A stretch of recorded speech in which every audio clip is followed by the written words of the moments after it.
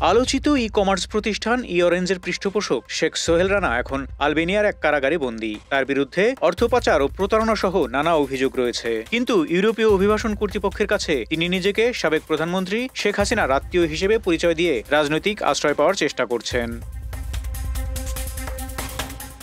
শুধু সোহেল রানাই নন, সাম্প্রতিক মাসগুলোতে আরও অনেকে একই কৌশলে ইউরোপের বিভিন্ন দেশে আশ্রয়ের আবেদন করেছেন। এক্ষেত্রে অনেক আওয়ামী লীগের নেতা টাকার বিনিময়ে ভুয়া কর্মী বানাচ্ছে। বিপুল অঙ্কের অর্থ নিয়ে আওয়ামী লীগের প্যাডে কর্মী পরিচয় দেওয়া হচ্ছে। অভিবাসন দপ্তরের কর্মকর্তারা এই নতুন কৌশলকে বলছেন আপার স্বজন প্রবণতা।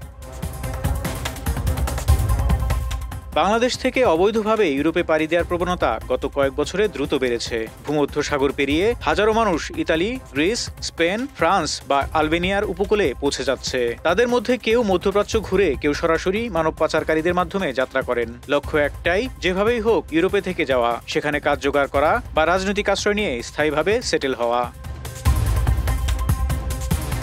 বলা হচ্ছে বাংলাদেশের রাজনৈতিক পালাবদলের পর তারা নিরাপত্তাহীনতার শিকার এবং দেশে ফেরত গেলে রাজনৈতিক প্রতিহিংসার শিকার হতে পারেন। অনেকে অভিবাসন কর্তৃপক্ষকে বোঝানোর চেষ্টা করছেন যে দেশে ক্ষমতা পরিবর্তনের পর তাদের প্রাণনাশের আশঙ্কা আছে বা তারা ইতিমধ্যেই নিপীড়নের শিকার হয়েছেন।